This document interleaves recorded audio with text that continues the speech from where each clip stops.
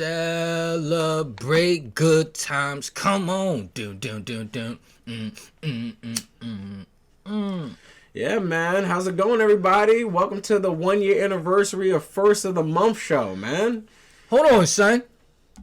First off, I just want to start this off with a big fuck you to all the haters that thought we wouldn't make it. Nope. To all the people that thought we wouldn't amount to nothing. To all the teachers that I sold drugs to in front of the school when I was just trying to make some money to feed my daughter. You know what I'm saying? Facts. I want to say fuck all the niggas that's out of shape. I want to say fuck all the niggas that's in shape. But mainly the niggas that's out of shape. Y'all know who I'm talking to, man. I want to say kiss my big black mucus infested ass. Fuck y'all niggas, man. It's more mocha. And then I want to give love to the niggas that's been here, man. Yo, yeah, man. Listen, man. I ain't never look. This shit lasted longer than any job I've ever had. Yeah, man. Shout out to the Job Corp for placing Baji here with me. Like, You know what I'm saying? You know, I said I needed someone, and they gave me someone. They gave me Frank. Thank God I failed at other things. Mm-hmm. You know what I'm saying? Chris, how you feel about this, man? We made it a year. Come feel on, it, son. man. I feel good. I feel accomplished. I feel happy. I feel ready. I feel like we got a good show ahead. All right. I feel like we got some good content coming to people's way. And I feel like, you know, when we really do what we're supposed to be doing, like, when we really supposed Yo, man. You know what I'm saying? We didn't start our time step, so I had to look at, all right, we about a minute behind, but it's all good. It's all good. good. Listen, man. It's all good, man. We a year in, we still making petty mistakes. Yeah, but you know what? That's all right, because we still just doing it. Still just us. Still just us. Still the same. Still the same people. We still in artist development. You already know. You know what I mean? We still out here, man. Yeah, but man. yo, man, we had a lot of good times on this show. We did. Niggas is still online arguing about Stacey Dash. Uh-huh. We did that shit how many months ago? We did that in the summer, man. That was the summer. You niggas is arguing about some shit 6 months ago. And then, we in the future already. We 6 months ahead of you. Mm-hmm. I think that was my favorite thing we did so far. Yes. There was at least top. Let's go do it. Top 5 favorite moments from the past year of First and Above show. Top five. I have to say, all right. So in no specific order. No specific order. The first was obviously starting the show. All right, we had an idea for what we wanted to do in the show, and we started it off back when it was cold. All right, and we didn't really have a lot of support or direction. You know, we were fucking around with the other studios. Shout out to Matrix. Shout outs to the Matrix, man. Y'all were great. And I seen Math Hoffa. He just shouted out the Matrix over there. Oh, see, then there we go. You know what I'm saying? Yeah, man. Honestly, a staple in just underground New York media. Definitely. I would say Bronx media, but like really there's nobody like that throughout New York that you could just kind of go to, just get your podcast done for $100 and then be out, you know, smoke and do your thing and do the damn thing with great quality. I feel like you could bag work in the Matrix studio and that nigga not gonna stop you. He's gonna be like, all right, hey man, other room. Not the podcast room. We got another room for that. We got the twerk room for that. So starting out the podcast, let's take it back to them days. Like I remember the first time pulling up in the Bronx. You know what I'm saying? We're on a back block. We didn't quite know what we were walking into. Yep. If we just got for $100. You know what I'm saying? But you know what I'm saying? We opened up the door and there was a nice podcast studio in there. And honestly, we was taking notes. Yeah. We sat down, we wrote exactly what programs he was using, all that shit. Exactly. And we went and we set the shit up ourselves. Yeah, pretty much. You know what I'm saying? And here we are. Yeah, we had a whole extra cast member. Yep. Shout out to Dom Sess. Shout out to Dom Sessler, you already know. Yo, I love Dom Sess. Yeah, you love Dom Sess? Yeah, cause Dom Sess was like nigga was like, yo, I see y'all about to be serious. Like, yo, I'm out. And I respect that. I do. Yeah, you gotta respect that. You gotta respect that. You can't, cause he understood that niggas is about to go ham, and here we are. We've gone ham. You know what I'm saying? We've gone ham. One of my favorite. What was it? The party where we met. What's his name? The DJ Clue. No, it wasn't DJ Clue. DJ Drewski. You interviewed DJ Drewski. DJ Drewski, yes. And he lied about his fucking meal. DJ Drewski. The best part about that party was, I don't know, we didn't actually put it in the episode, but a fire actually started in that club. And it was crazy because I didn't realize it was a club until I turned around to leave, and I seen that the shutters were actually closed. Yeah, the front, the gates. Yeah, the front gates were closed, and I'm like, that wasn't how this was set up. Like when I walked up in here, nigga, my anxiety was immediately triggered. Like I wanted to step outside to smoke, and there was no exit, and I'm like, oh, we trapped in here. Mm-hmm. Shout out to my nigga Sticks. Yeah, but real quick, you know what was funny about that is like a fire didn't even start. A fire on a nigga started. Exactly. That's how nigga caught fire. A nigga caught fire. Yes, because I'm not gonna lie, there was way more people in that motherfucker than I actually expected. You know, there was a ton of strippers, way more strippers than was profitable. Yeah, way more strippers with LED butt plugs. I've never seen so many butt plugs changing colors in my life. Except for Exotica, which is definitely number 2. Definitely number 3. Definitely number 3 after that party right there, because that party was hilarious. I had never seen nothing like that. It wasn't even actually like a strip pole for the strippers. It was just like you know how they have like those big tires. It was just like a big tire with a pole with cement like, in the middle of it. Like if Bane were to like raid that party, exactly, he's using that. You know what I'm saying? Like he would have just picked the bitch up and slammed her through the fucking pole. Now that party was lit, son. I ain't gonna lie. And yeah, Chris asked DJ Drewski his struggle meal. This nigga gave the most prison ass answer. He did. Yo, I don't even remember what he said, bro. I remember he commented he was lying. Yeah, mad Doritos. He was saying Doritos. You know, he crushes them up and then uses those. And yeah, a lot of people thought he was capping, man. I was like, nigga, you just left prison TikTok before you came here, nigga. Fuck out of here. That's too funny. But the nigga was humble enough to give us an interview. Yeah, and I respect that. The only thing is that, like, the audio wasn't where it needed to be in that Exactly. interview. One of those early mistakes that you make as an early podcast doing these interviews. You try to just get an interview anywhere, and the audio, it wasn't that good. It wasn't good at all, as a matter of fact. But you know, that was one of my favorite decisions we made. Like in the favorite shits was not the interview. My favorite decision we made was when we started out, we was really just like kind of like a party podcast. Like we would be at every party interviewing people, and then we kind of made the conscious decision to be like, yo, let's leave the party lane and just double down on our content so that we could put the content first. You know what I'm saying? Definitely. And I think a lot of content creators wouldn't have made that decision.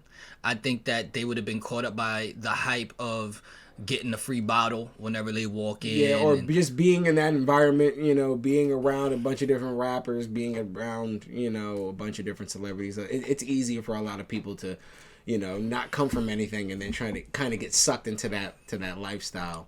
And we're humble enough to know that shit don't matter. The celebrities, that shit don't matter. We're here for the respect and the gusto and the content, most importantly. One of my favorite moments, besides of course, Are You Smarter Than a Light Skinned Nigga, was when we had Sticks on. For the stripper episode. Yes, for the stripper episode. Where, you know, I might throw a clip in here, I don't know, or I might just put the link to it in here. Either way, if y'all haven't seen, it was episode 3. Go back and watch the stripper episode. I feel like, and just to give a little teaser to the niggas watching, like on where we're gonna be heading with this, like, we love just doing it down here, you know, in our, well, if y'all don't know, we in an undisclosed basement in front of a green screen, but like, I love this setup, but I do miss being able to bring people on. Definitely. Because I love, I love being, like, we have not odd, but like, our friends, when you look at like the backgrounds that our friends come on, we span a large area of like subcultures. Like we've got promoter friends, we've got gamer friends, we've got skater friends, we got stripper friends, we got escort friends, we got gangster friends, we got rapper friends, and like putting those odd couples together, like with Sticks on there who spends every night of his life in a strip club, and Dom Sess who is like anti-strip club, putting them together, and watching Sticks mindfuck Dom Sess, where he was like, yo, so what would your ideal strip club be? He said, you know, just a spot where bitches just fuck with niggas. And then he was like so like a spot like You pay like maybe like, you know, 300. You get like, you know, a couple lap dances in a bottle, and you know you're able to chill and smoke your weed. He said, yeah. He said, nigga, that's a strip club. That's the funniest shit ever, son. I definitely, as much as I wanted to fight the nigga before the end of the night, I definitely loved being able to put that Nick Cannon party, the Wildin' Out party, on our resume. The Wildin' Out party was so cool just because the event space that it was it was in. It was impressive. It was big. It was expansive. It was very not too gaudy, but it was a nice entertainment space. Like that's a spot where you can throw a pretty decent concert, especially if you filled it out. Yeah, it was nice. It was nice. You know my favorite moment on the podcast, and it was probably our lowest quality podcast we shot. This is when we were still figuring out our home setup, but when you told the story about the girl that showed up with her own fleshlights. Oh wow! I'm sorry. Yes. That was what that was the only story that you ever told on here that like sincerely caught me off guard. Really? Like, that one caught you off guard. I mean, what the fuck? I'm not gonna lie. It surprised the hell out of me too. The fact that she had a fleshlight, like that was surprising. No, that wasn't surprising. The surprising was that you used it. Well, it was surprising that she even had one because she doesn't have the equipment for that. So it's like if she's getting that, she's getting it in the same way that I would get like a cock ring. Like no nigga just gets a cock ring for himself. Like, yo, I'm sorry if you watching, shorty, but yo, you a slut. Yo, you a slut, son. I probably know you. Like we probably cool. You a hoe. Probably not. But you know what? Stand in your wholeness. You know what I'm saying? Come fuck with me, get some money. Exactly, you know? You know what I'm saying? Like, that's how I say, yo, if you're going to be a hoe, be the best hoe you can possibly be. You know what I'm saying? Because people appreciate it, all right? People are out there. They'll appreciate it, man. Yeah, man. And Chris cool. Got some more content coming for y'all. He wanna. I think that's one of my proudest moments of the podcast. Is that was the first time that the podcast split up, and you went to not only a separate location, a separate country. Yeah. And got some content and interviews done on your own. Yeah. I think that's so dope because, you know, we a network. We ain't just a show. You know what I'm saying? We expand everywhere and we want to be everywhere. So expect more stuff like that. Honestly, that's kind of one of my goals for the future of the show. I want to be able to go to more spots and, you know, I want to do more events because people love the Exotica episode. Thanks to all of you. I constantly have conversations about Exotica. I've heard people say, yo, we got to go to Exotica. We got to go. Nobody was talking about Exotica. Yeah. Before that wasn't in the social fabric of the conversation at all. So I appreciate the fact that a lot of y'all love that episode. A lot of y'all watch that episode. A lot of y'all, that's my goal with this. I want to open up as many experiences, and I want people to, especially young guys, young men, I want y'all to open up. No offense to the ladies, but I want the young men, because the young men are just they're so, you know, pigeon-held, you know, in today's society. I want them to know that there is experiences that are for you, that you would like. You know, these are some of the experiences. These are some of the places that I think that you should go. These are some of the people that I think that you should talk to, and I want to do more of that, you know? Nah, yeah, and the Sarah J interview. That was the first one that, like, I got a phone call, like, y'all niggas interviewed Sarah J and didn't tell me. Like, you know what I'm saying? Yeah, like, it's like, yo, I'm sorry, I didn't know you was a fan. I don't know what's in your spank bank, sir. Like, I know I adore her. I didn't know everybody else did. You know what I'm saying? Like, I know how I feel about Sarah J and Katie Morgan. I think one of our most underrated things we did was the skit we did where I turned you into a male escort. Oh yeah, definitely the male escort. We worked hard for that skit. That shit did not get enough spin. It really did. It really did. And there's not enough appreciation. I don't know. I feel like, you know why? Because like when a girl wants to do OnlyFans, we celebrate her. But if a guy wants to be a whore for a little bit, you know, trying to build up his IT career, I don't get no love. I don't get no affection. All right, and I feel like I'd be a good gigolo. So fuck y'all. I mean, shit. Maybe if we would just dressed you up like Stacey Dash, you'd still be getting some. You'd still be getting some play. My favorite moment is the old lady saying Joel Santana.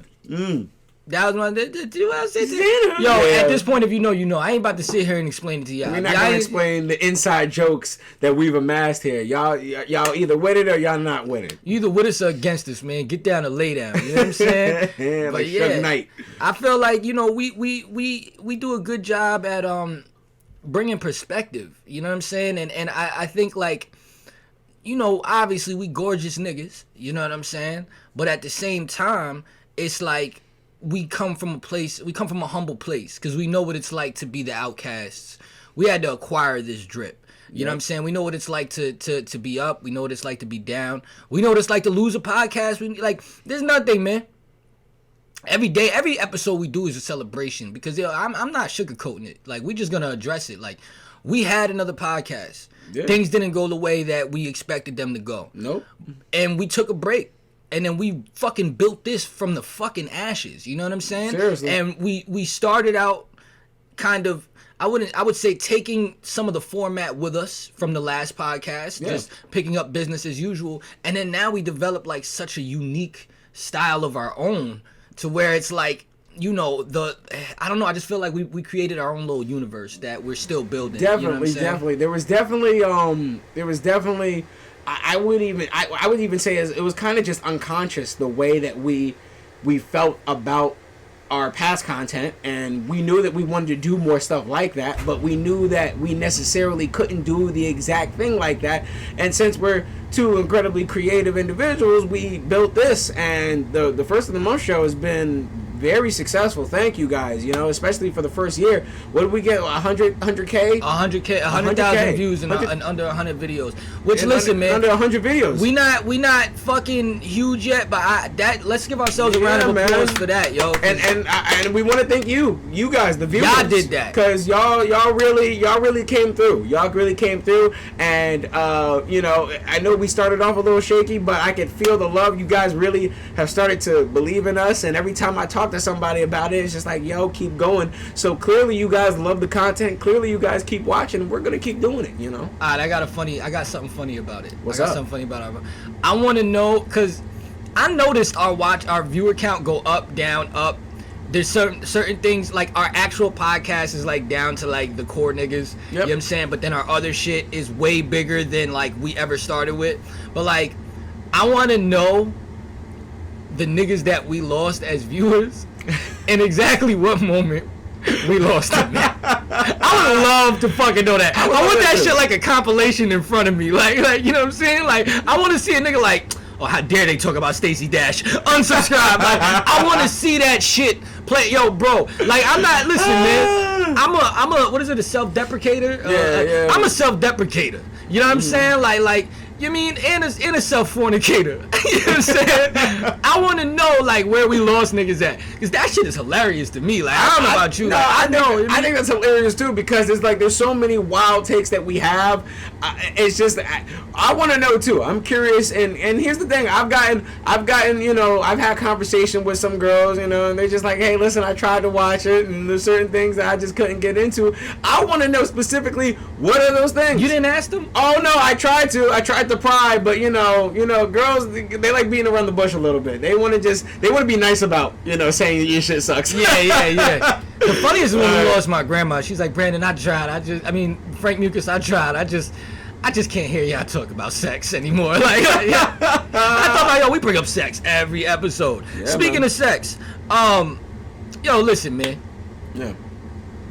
I look up to this brother, you know what I'm saying? Or I did at one. I still do in some areas. You know what I'm saying? All right. And I'm gonna take the mystery away. The person I'm speaking about is Bandman Kevo. Are you familiar with Bandman Kevo? I am familiar with Bandman Kevo. He is quite infamous on the net for various reasons. Well, first things first, I just want to say, you know, before we get into the jokes, you know what I'm saying? Anybody trying to get their financials right from a perspective of a hood nigga, you know what I'm saying? Bandman Kevo's the nigga to go to.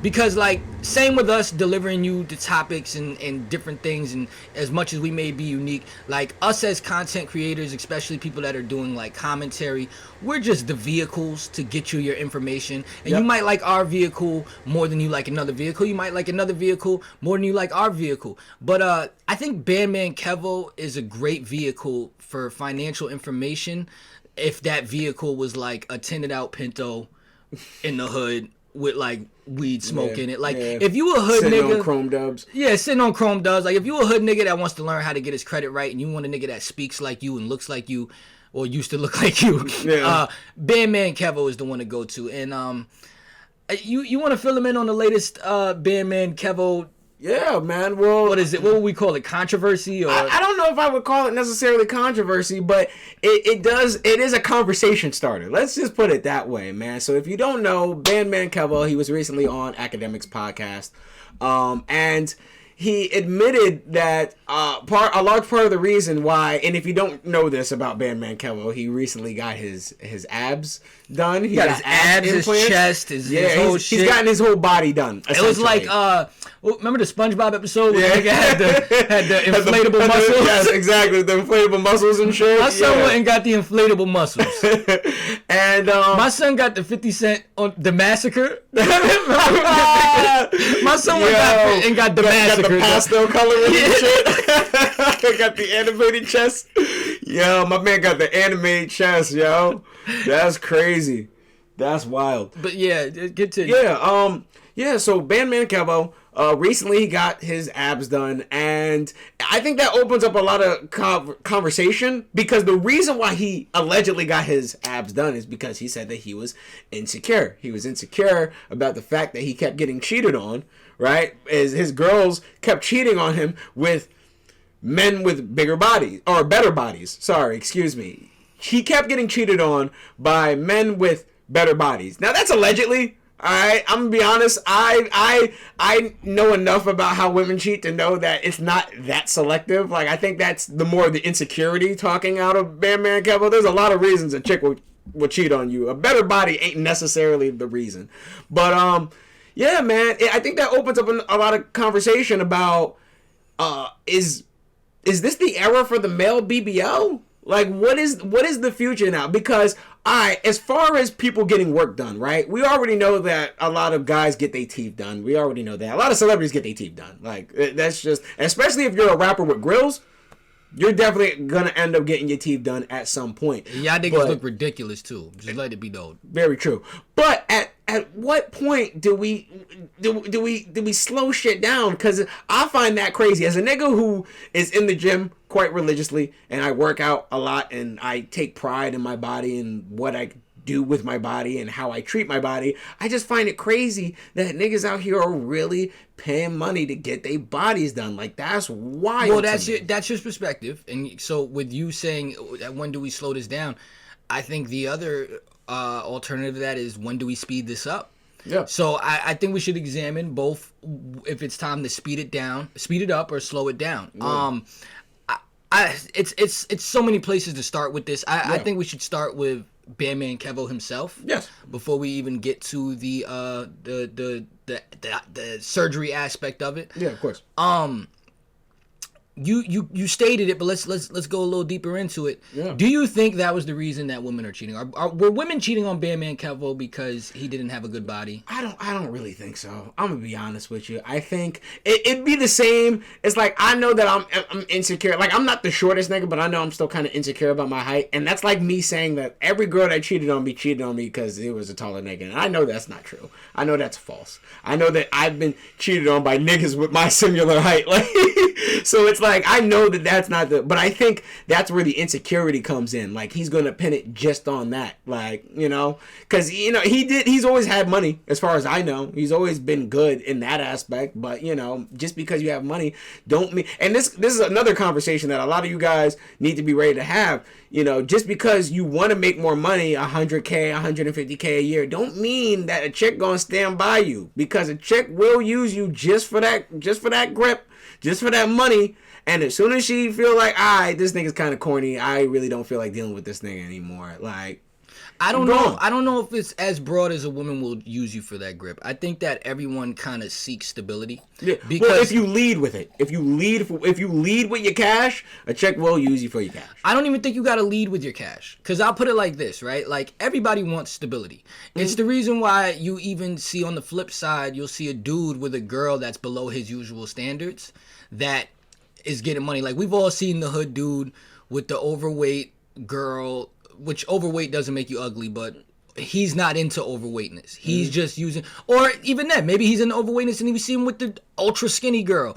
Whatever it is, whatever is not his body type. You know what I'm saying? And he'll stick with her because she's getting to the bag and he'll be cheating on the side. Yeah. You know what I'm saying? I think everyone seeks stability because even if you're not leading with your money, you know, a girl can, it doesn't take long for a girl to realize, yo, he getting to the bag. You know what I'm saying? So it's like, everybody wants somebody that's going to make them laugh. Everybody wants somebody that's going to listen to them. Everybody that's going to want to do that. And, you know, even if a guy does that in the beginning, it doesn't mean that he's going to keep that up. Of course. So I think that it's not so much. There are women that'll use a nigga for the grip. There are men that will use a woman for the grip. Yeah. But I think that it's mostly that people seek stability, and sometimes stability isn't everything. And then there's the people that will hold out and wait to find someone new. And then there's the people that'll cheat.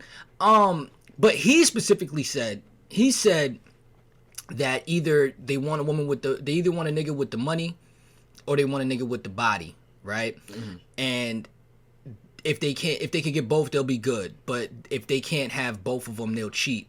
Long story short is either you got to have bread or you got to have the body. Yep. I don't find that true. Because you want to know why? I can have neither, and I could laugh your bitch out her panties. That's a fact. I can make your girl laugh so much, the next thing you know, she's like, we shouldn't be doing this. You know what I'm saying? Exactly. So it's like, you know. Charm and charisma go a long way. They really do. And really listening. Do. Yes, listening. Especially listening. Being a good listener. That's probably one of the best things that you can do to get a chick's attention. But or keep a woman's attention. But you know, I don't know. Should we slow this down and speed this up? Because I mean, well, I'd argue that it's already speeding up. The fact that there is guys out there that feel comfortable enough to even say that, yo, I got some work done on my body because of my own insecurities, that's something that we would normally just attribute to women. Like most guys, you don't hear a lot about. We know what guys are insecure about because it's generally the same thing: height, dick size, and the amount of money you make, right? But very rarely do we, like, when we talk about eating disorders and things like that, those are generally very women-focused conversations. There's plenty of men that have eating disorders, but we don't really focus it on that aspect of the male aspect of that, in that. And I think that this kind of opens up the conversation because there's a lot of guys that are insecure about their bodies. I know I was insecure about my body. That's part of the reason why I started working out. I was tired of being skinny. I was tired of having like just a bird chest, you know what I'm saying? I'm tired of that. And I realized that I could do something about it. Now, I wasn't willing to do something as drastic, but I still did something about it. And yeah, it took me longer, right? I could have got muscles implanted and I could have did it in about a year, but I did it my way because I felt like that was the thing that was going to make me get over that insecurity of being skinny. That's why getting pussy was the worst thing that ever happened to me. Cause like I used to be insecure about my body, and then I started fucking bitches, and I was like, I don't think I'm gonna improve myself, and that leads into a bigger convo too of like, I think it's just unhealthy period to let the opposite sex or the interest in the opposite sex or the interest in just any love interest, even if it's the same sex. I think that it's a bad idea to place your values on what other people like. You know, you got to be secure with your values. You know what I'm saying? You got to choose your values and you got to go for that. I think like once you start putting your values in what other people want, I feel like that's a cop-out to staying insecure. Even if you're unaware of it. It's still a cop-out to staying insecure.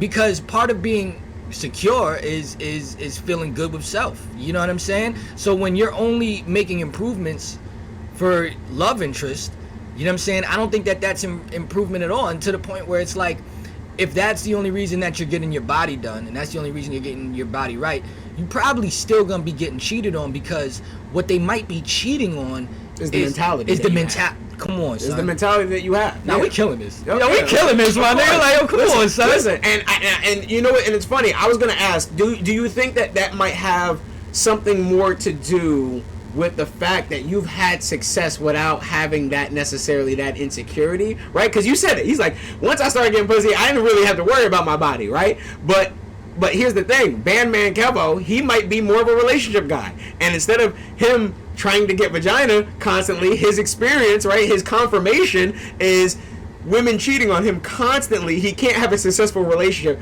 because of his body. Excuse me. I honestly don't think that that's what a woman has said to him, and that's my whole thing. It's definitely in this case for Bandman Kevo, and this is why I feel for my brother, because I feel for my brother because this is strictly a mental thing. It's nothing more. I doubt very seriously that a woman cheated on him, and then when he questioned her, she was just like, "But his 6-pack abs." I actually, and that's one thing I do want to say before I even expound on that is like, yo, I respect Son's vulnerability. Yeah. Like, let's get that out the way. Like, I respect Son's courage, his vulnerability. But yeah, I mean, yo, that to reply to that, like, I'm gonna keep it. I don't think women be having a type like that. I don't think women be having a type like that. Women do have types like that, but here's the thing: women who have types like that hang out in those certain areas. So I would expect that from a woman who's a OD gym freak. Like, she's OD in the gym. She's a nutritionist. She's about her health. But I wouldn't expect that from just like a regular chick. And where's Bandman coming from? Wait, he's from Chicago. Let me correct my statement. Yeah. Let me correct my statement. That was wrong. What I am gonna say is that no matter what your body type is, there's a bitch for you. Cause you wanna know why? At the one time that cause I'm thinking back, when have I been insecure in my body, and when have I made changes for it? I started gaining weight, and then I ran that weight off. I worked that weight out. But as I was gaining weight, I was feeling insecure. The funny part though about as I'm feeling insecure is that now there's a whole new slew of bitches like, oh, I like a nigga with a belly, and I'm like, yo, son, do y'all like anything? Like, yo, what's going on? Like, you feel me? Because it's like, I don't know, man. I don't mean to come off misogynistic, but I just feel like, yo, my nigga, you know what I'm saying? I think it's the bitches he's dating. Yeah, I think that. Listen, if there's women that were out there willing to fuck Biggie Smalls and Big Pun and these incredibly large guys, then there are women that are chubby chasers. We can't say that that's strictly like a guy thing. I always find it weird when people try to say that that's a guy thing. There's women chubby chasers. I just think women like secure men because look at Big. Big had that bravado and the cockeye. And the cockeye, and then let's look even deeper. I mean, Bandman Kevo, he apparently gets to the bag. Yeah. I mean, he had enough bread to get the surgery and fix his teeth. That enough should let you know he gets to the bag. But he also, by the way he speaks from a knowledgeable place of getting to the bag. Sometimes having an obsession with getting to the bag is a sign of insecurity. Yeah. You're trying to compensate. You're trying to compensate, because I ain't gonna lie, bro. It's like, there's a lot of, I ain't gonna lie, like, I even think it's a trope. I even think it's a stereotype that rich niggas got little dicks. A lot of like the dudes that were all about success. So you think it's a stereotype like that? I think that's a stereotype put out there. Okay. I think that's a stereotype. Well, yeah, the overcompensation thing is definitely a stereotype, you know. But it does on a lot of times, and we're kind of seeing it here. It does have some truth in it. Like the people who are the most insecure or doing the most outrageous things. Because I was insecure. Because here's the thing, right? And this is why I loved using myself as an example. I was insecure about my body. Bandman Kevo was insecure about our bodies. But the way that we went about our insecurities were two completely different ways. So that already kind of shows you the mentality, the difference in how an insecurity or a specific insecurity can affect someone. Well, I just think that it goes back to, especially as men, we put a lot of value in what women think, because I'm going to keep it 100. You know, if I wasn't getting pussy when I was working at Kohl's, I might have had more of an urge to get a better job. Yeah. But once I'm working at Kohl's and I'm getting bitches that niggas gotta, you know what I'm saying, go to lawyer school to get, I'm like, you know, I might be alright with minimum wage. Yeah. You know what? Pussy stunt growth. Pussy be starting growth. I ain't gonna get a chest. Yeah. I ain't up my career. I ain't do nothing. Yeah. Once I started fucking certain bitches, I stopped putting out as much music. I'm like, yo, what am I rapping for? You know what I'm saying? Like, yo, oh man. Yo, women be fucking up growth, my nigga. You know what I'm saying? But it's the same thing but I know a lot of chicks that, like, you know, you can see all this. I know chicks personally, I see potential in, you know, they could do so much more, but there's a nigga that'll give them everything. And then it's like, when you see the nigga giving them everything, how do you feel compelled to keep having that talk with them? Like, yo, you should get more. It's like, exactly. Because if I had a joint giving me everything, I don't know if I would. Exactly. And here's my thing. I don't. I've had conversations with girls who are conflicted because they're in situations where they don't necessarily like a dude, but they're getting everything that they kind of want out of the situation. And it is a sticky situation. My thing is this. I always think about this. It's, if all the stuff that I'm getting from this person were to disappear today, how would I feel about this person? And based off my question and my answer right there, that already lets me know my decision. But that requires, one, the ability to sacrifice what you're getting, and two, it also requires self-awareness and the ability to look at oneself and say, yo, is this good for me? Is this necessarily healthy for me? Is this what I even want? I'm gonna go ahead and just say, yo, look, man, if you date 2 bitches in a row that cheat, it's the bitches you choose it. Yeah, at that point, I would. It's the bitches you choose. Yeah, there's definitely got to be some accountability. How you pick more than one girl that cheats on you? How you got more money than me, and you've had more women cheat on you than I have? You fucking the wrong bitches. I agree. You got to date down, my nigga. Well, no, and this is one thing that me and Bocce are definitely good at. We're good at knowing our types. We're good at looking at certain women and being like, you know what? I know for a fact that she would fuck with the kid. But that comes from experience. But a lot of men choosing their type, really, our type is who's fucking us. That is true. For a lot of guys, because they haven't had the confirmation that we have. No, but I'm saying is like how a lot of your type is determined out of who will fuck you. Like if my type is yoga bitches, but yoga bitches don't want to fuck me. That's not gonna be my type for too long. That's gonna be the type I jerk off to now. That's gonna be what I search on Pornhub. You know what I'm saying? Once I find out, oh, these 3 types of girls fuck me, I'm gonna pick which one out of those is like. Well, I would say like us being the guys that we are, all right. Let's say our type is like BMX girls for whatever, or skater chicks, right? We would find a way to get into that scene. Like we would find a way. We might start interviewing more skaters. We because we have the confirmation bias, right? We have the confirmation bias of women will mess with us because women have been dating us and being with us from a young age. So we don't feel handicapped by the fact that certain, because we already know that the girls that will mess with us that are skaters are out there. We just gotta find them. I think it gets a little deeper because I think that certain girls, even if they're attracted to you, choose based on things that aren't always in our control. Like I used to really like, the skinny white girls that were in the like a scene, like the scene girls. Yeah, the scene girls, the goth chicks, bringing it back to 2008. But like I would be courting one, and this would be the time. Oh, let me give you a ride home, and then when we get to the projects. And they're dropping me off, I don't hear from them again. So they would be intimidated by what was going on. Now, if I kept trying, I'm not going to say that I would fail at it. But the point is that sometimes what you like isn't always what likes you. And like, it's like you start to learn, oh, she'll fuck me. You know what I'm saying? Now, there's certain types that will fuck me that I'm not going to fuck. And there's certain types that will fuck me that I'm going to fuck. There's certain types that will fuck me that I'm going to try to wife. You know what I'm saying? Like, and I tell you, like I'll put it like this. Like, if I walk into, if I'm walking through a low income area and I'm getting a side eye from a chick and she digging me, and then I look down and I see she got all black Hirachis on, I know I'm in there. Now, she might not be the one that I want the most, but I'm like, yo, you know what? I know that she'll fuck with me because she got on all black Hirachis. There's just something about them all black Hirachis. They giving me some pussy, man. Like, I don't know what it is. You know what I'm saying? Like, what's your key indication when you walk in, you see a girl, and like, what? And you just can tell, I can tell by her attire or. Generally speaking, I'm gonna be honest, and you see this in the type of women that I go for, glasses. Yeah, this nigga love a girl with some glasses. If a girl, they love him, and they love you. I think that's what it is. That's what I'm saying, bro. So you didn't wake up one day and was like, I like girls with glasses. No. That's always what it was. That's always what it was. But here's the thing, right? Here's the thing. Initially, the girls with glasses, a lot of girls with glasses didn't give me play. No, so then I don't want to hear about that. Yeah. What is the type that you chose that, generally speaking, just wasn't into you? Oh, the type that I chose? That, generally speaking, wasn't into you.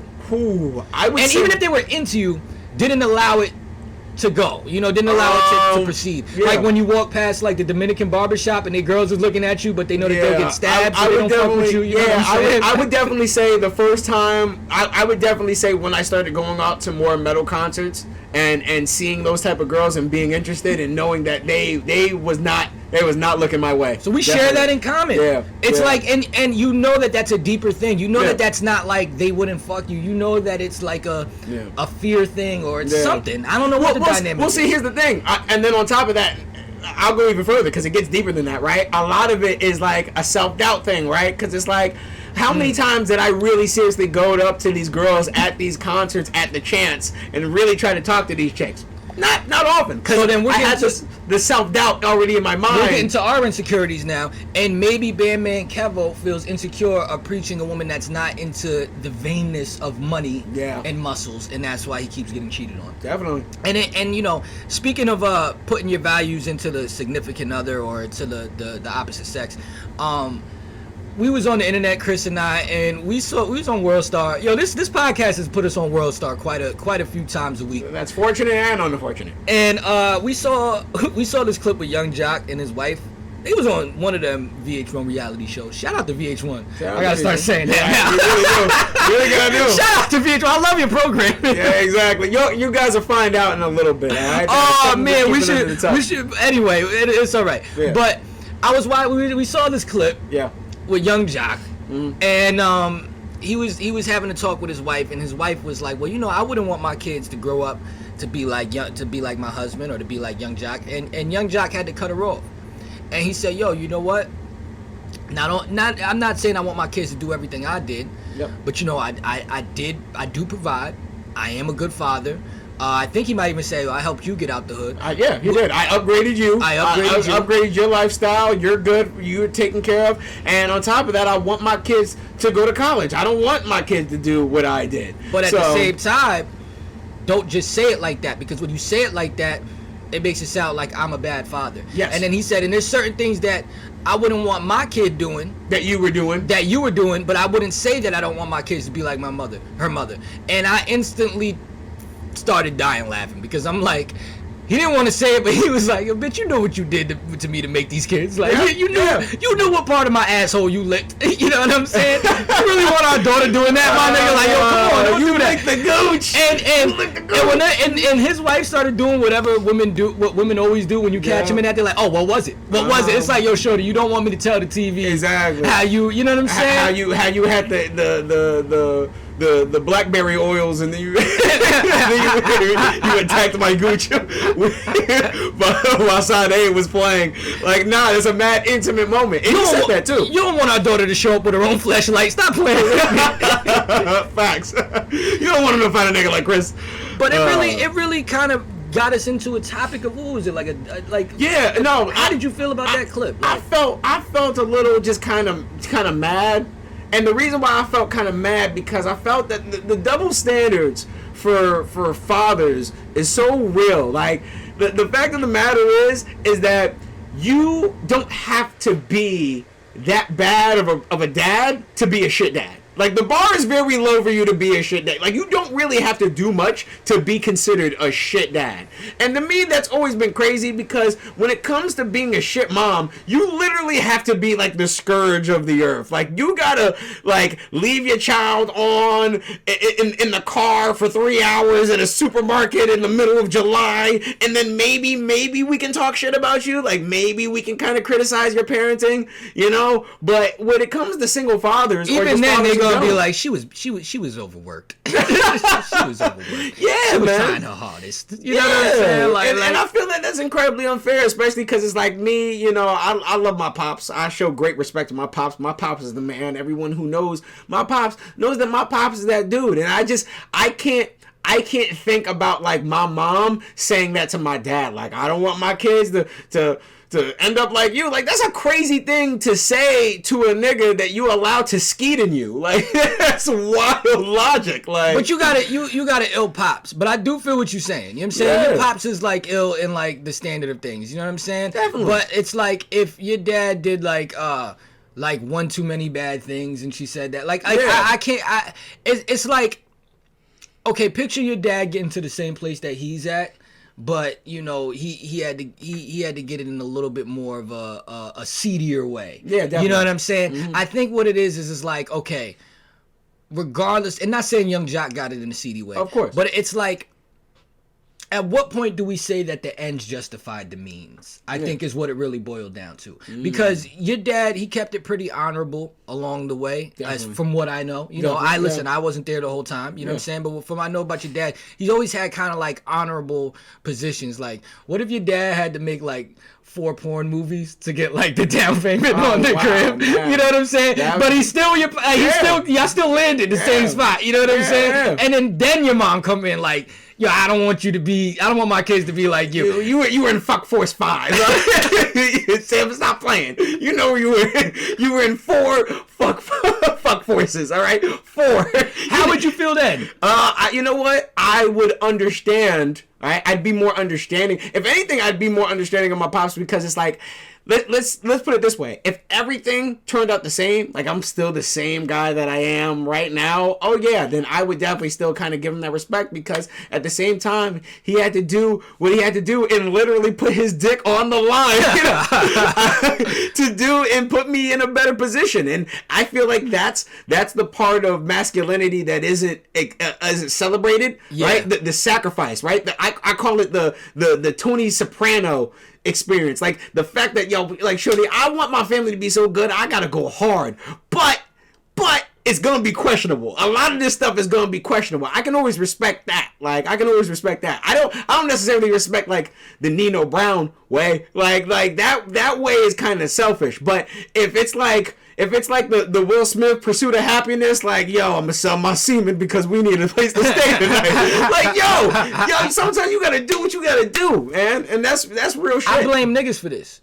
Because niggas don't go around saying, but that's still your father. They only be like, but that's still your mother. Yeah. That's still your mother. You know what I'm saying? Like, and the mothers get forgiven so quick. And granted, I gotta put some respect on the act of childbirth. I understand that's part of it. However, it's like, yo, I just seen a clip of Eminem's mom, right? Where she was on Instagram congratulating Eminem, and everybody's like, oh, that's so nice. And from what I know, they actually do have a great relationship. If they don't have a great relationship now, I hope they have a great relationship now. You know what I'm saying? Yeah. But I imagine the amount of people that know that are a lot smaller compared to the amount of people that have heard Eminem diss her on 18 records. And the comments were like, oh, yes, she said, that's so dope of her, da-da-da, which it is. But the point is that a nigga could go on record and diss his mom. Yeah, exactly. For 20 years. Yeah. And all she got to do is make one Instagram video and y'all like, you know what I'm saying? Like, yo, she did her best. Like I said, the standard is quite low. Like, no one has said, like, yo, you know who should never be allowed to have kids again? Casey Anthony. Like, no one said that. No one said that. And I'm pretty sure Casey Anthony had kids again after that whole shebang bang back in 07, 08. But that's my whole thing. Like, even is she still out? Yeah, she's out. She's been out, bro. And this is my whole point. Like, the standard to being a bad mom is just crazy high for whatever reason. I get it, ladies. You give birth. But just because you push the little motherfucker out don't mean that you got a right to be ain't shit. Well, you know, I also think that a lot of people don't want to accept the harsh realities of if you have a piece of shit parent, right? And then you in turn become a better person than that parent. The parent still did their job. Yeah. Like, yo, if your mom was fucking calling up the school and causing a scene and showing up and beating you in front of the classmates and for no reason except other than maybe she got a call that you got to see and she was embarrassing you, or even if your dad was doing some outlandish shit, even if he touched you, nigga, if you grow up and you don't do any of that to your kids, he did his job. As fucked up it is, because a parent's job is to make you better than they make themselves. Yeah. And that's one of the harshest realities of having a parent that you don't necessarily agree with their ways. Is like, it sounds, even me saying it sounds harsh, it sounds touchy, it sounds wild. But that's the truth, son. Yeah. You know what I'm saying? And it doesn't mean that it should have been that way. But that should be real. It's like, yo, son, as long as you're not making the same mistakes your parents did, like, what did parents always say? I want you to be better than me. I want you to be better than me. And that's why I feel like that's kind of unfair to say to young Jock, like, I don't want, my son to be like you. What you should be saying is that I want our son to be a better version of you. And you know what I would have said? Our son is never going to make It's Going Down. I've heard the little nigga rap. All right, that was a smash. I think people underestimate like that. You know how hard it is to get a hit, my nigga. You know what I'm saying? Man. Yo, my nigga. Shout out to Young Jock. Meet Me Anywhere is guaranteed is going down. Like, I don't. Yo, listen, son. Like, that was an anthem. Yo, Young Jock, you can't say this about your kid. I'm gonna judge your kid. He not gonna make a song that big, my nigga. Like, you know what I'm saying? No, like, sorry. you feel me? Musical Like, talent, it does not transfer through sperm. As much as a lot of niggas think it does not. Apparently. I mean, even when it does, it's like, it's not like they don't got the hunger you got, my nigga. You know what I'm saying? Because you already got a hit. Like, you feel what I'm saying? And you already have addiction. Because Ice Spice's pops was like an independent rapper, underground nigga, and now she's doing it bigger. Like, I don't feel like it's hard for that lightning to strike twice. You know what I'm saying? Like, it can happen, but I don't think like. Have we ever met a kid that made better music than the parent? Like, ooh, a kid that made better music than the parent. To be perfectly Jaden honest, Smith, my nigga. Like, definitely Jaden not. Smith slapped, my nigga. Definitely not. Nah, I can't say that we have. Miley Cyrus. No. I'm saying, like, what you mean? It don't work that way. No, you know what I'm saying? It doesn't, man. Because your homeboy made "Don't Break My Heart," my achy, breaky heart, my nigga. What? Don't break my achy, breaky heart, nigga. The fuck? You know how many bitches got dumped to that song? But Miley made "With My Jordans On." Just slap, my nigga. But you know, she was naked. Nah, but you know what? Miley influenced one of the biggest hip hop records of all. Hannah Montana. Fuck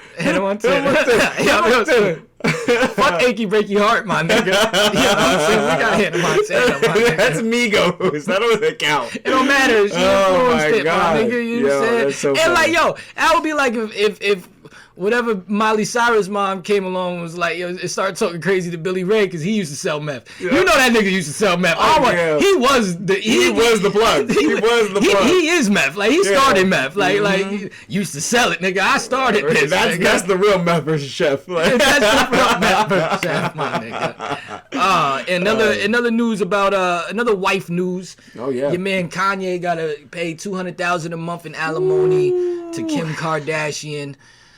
I'ma keep it real. Yeah. Keep it real. I see why he was talking crazy about the Jews, my nigga. That nigga was like, I gotta get rid of some of this money, son. I like to think that Kanye just has a wheel of controversy in his crib. Like, he just runs downstairs whenever he's trying to, all right, I gotta lose this money. All right, wheel of controversy. All right, what am I gonna spend it on? All right, handicapped kids. Fuck Jews. They really about to take everything now. God damn it. All right. What did I have? I have notes about Leo Cohen. What is my notes? What's my Spark notes say? Yo, you get Dame on the phone. What do you know about this? It just starts gaslighting him. So you think he was a good example? No. I want to hear your story. How big you think the State Property clothing line could have been if you would have still been around? Like, yo, he just gaslights the fuck out of him. I'm gonna be honest. I'm kind of just surprised that at these income levels that there's still child support involved. Like, is there what is the child support for? At this point, it just has to be for ego. Like, it's like, because Kim Kardashian does not need no child support, bruh. Like, she doesn't need child support. Kanye West doesn't need child support. I feel like if anyone makes it out the best, it's the courts. Like, they're the only ones who actually win in this situation. Kim Kardashian still spending O.J. Simpson money, nigga. Like, you know what I'm saying? Facts. But, you know, I'm surprised that it's that low, my nigga. $200K. $200K a month, that balances out to 2.4 a year. Yeah. That's pretty low from a nigga that was just a billionaire. Yeah, no, that's incredibly low. That's incredibly low considering. And I'm curious what that's based off. Is it based off income? Because normally it's based off income. But it's like when you're a nigga that rich, like, you don't really normally report your income in a standard way. So it's like, what is that based off? Is it based off assets? Is it based off how many Yeezus albums he's gonna come out? I'd have been tight because I'd have been like, yo, my nigga, y'all basing this off of last year's income. Y'all seen how many niggas just dropped me? You know what I'm saying? But like 200,000, I mean, it's a lot, but it's low. So all I could think about, you know what this immediately made me think about? This is how ghetto I am. It immediately made me think about Erica Mena and Safari. Because Safari got Ty got issued he got ordered to pay $5,000 a month in child support to Erica Mena. Okay. And Erica Mena was pissed. She went on this whole tirade about being pissed off about him only paying $5,000 a month, right? Which leads me to think like, okay, how much were you expecting? Yeah. So even though 5,000 to 200,000 is a big leap, it's like, all right, when you look at Safari money and then you look at fucking Kanye West money, Yeah. I'm just like, well, how much did she want? If Kanye's only getting 200,000, 5K sound right about where it needs to be for Safari. My thing is like, what is your expenses that like? Because $5K a month, that's what that's 55,000 a year, 55, 60. That's 60. Year? That's 60 a year. It's 60 a year. There's Like, niggas that's applying for jobs that can't make no 60 a year. Like, so I'm like, what the fuck you need 60 a year for in order to take? Yeah, man, we gotta start talking about the fact that a lot of chicks are just using the system to extort niggas. That Safari, because that don't make no sense. That mean that Safari OnlyFans is hitting. Facts. Because where else is he getting that bread from? I'm gonna keep it man. 100, son. Yo. Like, it's only so many. Listen, man. They're only paying you like 60 a year to do VH1. You know what I'm saying? A full-time joint like that. You know what I'm saying? You gotta wait for it to be edited. You gotta wait for it to be put out. You might only be getting 60K a year. I know niggas that have booked Safari. He not getting more than 2,500, 5,000 a walkthrough. Yeah, you know what I'm saying? That's a lot. 5,000 a walkthrough for Safari is a lot, my nigga. You know what I'm saying? You can get a whole performance out of certain niggas for 5,000. That OnlyFans must be hitting, son. You know what I'm saying? He must be getting that OnlyFans money. Does he have OnlyFans? Yeah, I'm pretty sure he got an OnlyFans. I'm like 99% sure he got an OnlyFans. That is hysterical, bro. So that shit must be hitting. But yeah, man, I think that the Kanye thing, I think that nigga was timing his shit. He like, when is the final court date? He was like, yeah, I'm about to lose all of this in the hopes of making it back. Right Yo, my now. headband just did a whole, look at my shit. My shit just did some crazy shit. Wow, what is my that? shit did a whole fuck it, nigga, I'm wavy, nigga, Mucus Hendrix. But I also had another theory to throw in with this whole Kanye thing. Like I was talking about this the other day, but I didn't think we would have another Kanye topic. But boy, was I wrong. You know what I'm saying? So boom. If black people are the biggest spenders in the country, right? We spend the most money. We're the biggest consumers in the country, right?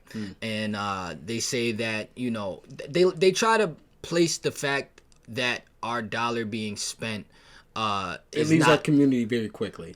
But they also say that the reason that companies don't make decisions based off of how our dollars is spent is because we're not very loyal with it. Like, we're not disciplined with it. We won't leave. Now, I don't believe that, right? What I think is that when it comes to like, for example, a lot of black people wear Yeezys, right? So if black people were one of the majority spenders in the Yeezy, in the Yeezy consumer base, you know, they might have, even though he pissed black people off too, just flow with me here. You know, they might have been more afraid to drastically cut ties with Yeezy, with Ye, over the out of the backlash, right? Yes. So I had a theory. I'm like, well, every nigga I know got a pair of Yeezys. You know what I'm saying? Definitely. I think niggas don't buy Yeezys from Adidas. I think I have a theory. My theory is that 80% of niggas get their Yeezys from a reseller. Because when the Yeezys go on sale, they sell out super fast. Yeah. And they're being sold to bots. Yeah, definitely. Niggas don't got bots. You know what I'm saying? No. So I was just thinking about this. I'm like, yo, maybe the Jewish or the white consumer are the ones that are actually purchasing from Adidas. And maybe all the money that is coming from niggas to Yeezy are coming to third-party retailers or third-party resellers. Yeah. I don't know. It's just a theory of mine. It's not that deep. It was just something I thought of. I figured this is the time to bring it up. What do you think about that? Yeah, no, I think that's a pretty decent theory. I mean, especially considering, I at this point in time, I wouldn't even say that niggas don't got bots. That's the only thing I wouldn't say is niggas definitely got bots. It's so easy to buy a bot and set it up nowadays on any particular website. Shout out to StockX, you motherfuckers. But yeah, I think niggas definitely do have bots. I think what would I say my theory is? In terms of what is it, the black dollar not being loyal? I mean, Hard to say. I mean, That's what they say. I don't know if it's true. Yeah, I was about to say it's very hard to say. I mean, I will say that the black dollar, in my opinion, is very reactionary. You know what I'm saying? It's very reactionary because there's a whole ton of black people that aren't about to, buy Balenciaga now. Based off the whole controversy with Balenciaga. And there's a whole bunch of black artists and Spanish artists, if considering Cardi B and Lizzo, that talk about wearing Balenciagas. I think that's definitely going to have an impact. I think that's definitely going I got a theory in that, too. I'm on my conspiracy theory shit, man. Yeah, man. So, boom, you see Balenciaga. It's funny, we wasn't even going to talk about this. But you see Balenciaga is suing the... All right, so Balenciaga, they had a fucked up ad. Yep. You know what I'm saying? They with a lot of child pornography and sued material in it. And Balenciaga is suing the advertisement company that made it for $25 million, which $25 million is probably nothing to Balenciaga. Yeah. However, I just feel like niggas was kind of off Balenciaga a little bit. You know what I'm saying? As far as what's hot, right? And I just feel like with Ye having his controversy before it's time to pay child support or alimony, and with Balenciaga finding a $25 million come up right around the time when niggas is not really jacking Balenciaga, I feel like it's almost like, these niggas is a lot like when the mafia knew to burn they goddamn, when they knew to burn their bar down to get the insurance money. Yeah. Like, they knew when the writing was on the wall, and they're like, I better burn this shit down now to make a fucking profit. You know what I'm saying? Yeah. So I think niggas been not... I think niggas was about to be off Balenciaga anyway. Really? I don't... And I'm gonna be real, a lot of niggas was wearing Balenciaga because of Ye. Yeah, I agree with that. Yeah. I mean, I'm gonna be honest, other than the Balenciaga boots that I see Yeezy wearing, I don't see a lot of niggas wearing it, and most of the time I see girls wearing Balenciagas, so...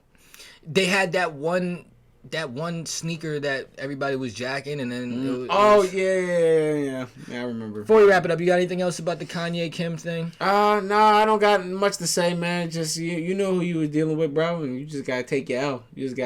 Man. You better, you know what I'm saying? You better hope that you better keep them funds low, nigga. You know what I'm saying? Exactly. No more pyrotechnics at them Donda show, niggas. But fucking, what else has been going on? So speaking of I actually wanted to segue to this from the Young Jock thing, because I don't know for a fact if they was on VH1, but speaking of VH1... I'm pretty sure. And speaking of Safari and Erica Mena, just let's stay in the VH1 realm, my nigga. Yeah, for a little bit. Yo, if any of y'all out there have been keeping up with anything on VH1 lately, the latest, hottest show, I guess, would be the new season of The Surreal Life. Yeah, man, they're bringing back The Surreal Life. Now, The Surreal Life got really well known back in the early 2000s when we were young. And I'm not gonna lie, The Surreal Life did a good job in resurrecting the careers of a lot of people who really weren't being talked about. We have one of the best scenes ever in television history from The Surreal Life. And if you remember, it's Vern Troyer driving around drunk and naked on a motorized scooter. Great television. Pissing off a drunk. Honestly, great television, by the way. I loved it. I loved every minute. And on top of that, that was the resurgence of Flavor Flav. And everybody remembers The Flavor of Love. That was a huge show during our time period when we were young. Everybody used to talk about Flavor of Love back then, because television actually used to be relevant once upon a time. And I think they're trying to do it again. And I'm not going to lie, with the current cast that they got, they might strike gold. They might get, depending on how raunchy they allow it to get, obviously. We live in a different time era. We live in a different... we just live in a different time where different things are allowed, Back in the early 2000s, we still had shows like The Man Show. So television was very much different. You could get away with a lot. Well, from what I think the season's over. I think the season's over because I know that the last thing I saw that was going viral was August Alsina revealing his boyfriend. He did a boyfriend reveal, and it was during the credits. And I just feel like that's something that you end the show off with. Now, I could be wrong. I have no knowledge of the schedule of The Surreal Life. Yeah. But if I had to guess, I would think the season is over. But you know what? I could be wrong because if I'll tell you what, if it is over, they definitely didn't do the reunion yet because they're going to want to come back to expound on that. But before we get into things that have happened on it, like let's get into the fucking cast of the Surreal Life, because I thought that this was like a pretty hilarious cast. You remember who was on there? We had Frankie Muniz. So starting off with Frankie Muniz, which I think is hilarious. He looks like a grown ass baby. Yeah, grown ass baby. He's made a lot of money off of Malcolm in the Middle. Alright, definitely so much money that he doesn't really need to do this. I don't know what his taxes are looking like. I don't know what debt he owes. I don't know how much coke he bought in 2010, but it boggles my mind to see him on here. Nah, he definitely was buying wild coke. He definitely nah, son. Yeah, So because in my mind, I look at him like I look at him kind of like how I look at Lindsay Lohan. Like, shouldn't you be good right now? Like, you should be all right. Like, you shouldn't have to do this anymore, right? So we got Frankie Muniz. Yeah, we got Stormy Daniels. Who I ain't gonna lie, she looked better in that show than she's looked in any porno I ever saw. Very true. I don't know if she's still doing porn, but like she's starting to get thick. Probably not. You know, they probably didn't allow her to get thick like that because she was like, you know, I mean, her fucking Trump, like she looked like she looked like she was appealing to that corporate crowd of like, you know, the guys that be like at the bar, like, oh yeah, look at her, she got a tight ass, like, and they like that shit. Mm-hmm. She was looking thick on that motherfucker. We got we got this dude, Manny MUA. Who the nigga looked like a fairy, man. Yeah, no, he and I don't mean that as a derogatory word for a gay man. I didn't mean he literally looked like a fairy, man. Well, he looks like he farts out like glitter. He looked like when he was young, he saw a picture of Boy George and was like, yup, that's exactly what the fuck I'ma look like. Son got I don't even know what's up with Son. I can't even describe him. Just go look the nigga up. Son got like a 5 o'clock shadow and rouge on. Like, yeah, deadass. You gotta pick one, B. They got some girl, I think it's Tamar Braxton or some shit. There's these two older black women on there like that. They just give off like the super black like auntie vibes. Like every time somebody's getting emotional, they go ahead, baby. I've been on a trip with women like that. A whole bunch of, I call it the Medea trip, and maybe I saw that story once upon a time. I'm not gonna tell that story now, but I know what it's like to be on a bus filled with sassy, taking none of your mess. I'll take none of your mess. Alright, young man. My son was on now get my bag. My son was on a sweet potato pie bus. My God, I was on that nigga. I felt like I was on the Chitlin circuit. Like that's yo. Son, but they also have they also had Dennis Rodman and August Alsina on the show, and after seeing the reveal of August's boyfriend and knowing the history of Dennis Rodman, them niggas fucked everybody on that show. That's all I could think about the whole time I'm watching. I'm like, yo, these niggas fucked everybody. These niggas took no prisoners. Lil Frankie Muniz, you too, nigga. Get over here. Get over here, nigga. Dennis is like, yo, hold him. Suck dick and ride out, nigga. He said, yo, Augie, hold this man down. Let him know how I got into the 93 Bulls. We're gonna call this Malcolm in the Middle, all right? That's what it is. Yo, we definitely about to have Malcolm in the Middle, son. Yo, and Manny MUA and tomorrow, y'all come hold both our Bulls, nigga. Like, yo, come on, son. Like, yo, that was a freaky house, my nigga. That's all I could think of is this is a freaky fucking house, son. This house gonna smell. I met a nigga today in the Walgreens that this nigga, I was like, yeah, this nigga is August Alsina's long lost brother. Like, you know what August Alsina make me hate? What? You know what I'm saying? I hate the ultra woke niggas now, like the ultra woke black niggas. Like, I met a nigga today, he said, peace, king. Like, you know what I'm saying? Oh my God. Keep your crown tight, my brother. I'm like, yo, I can't stand this thing. Like, I hate the niggas that go online and like learn all like the woke nigga words and decide to use them. Here's my thing. I felt like that a long time ago, and it's annoying because it's like niggas used to be like, peace, my brother. And I'm just like, nigga, can you calm down? Like, I'm listening to Common right now, and it's just like, you like, nigga, ew. Like, if I mentioned that I was listening to Common, niggas be like, ew, you listen to Common, nigga? It's like, that's one part of it, because niggas claim that life, but then be listening to some toxic ass shit. Yeah. But also, my thing is this, is like now with the internet, it's like every week y'all got a new saying for the ultra woke shit. It's y'all niggas is worse than the Bloods or the Crips. You know how like the gangs gotta update their lingo every week? Like that's how it starts out with peace, my brother. Then it turns to grand rising. Then it's like now this nigga telling me to keep my crown tight. I feel like, and when the nigga did this and bowed to me, this is the thing, right?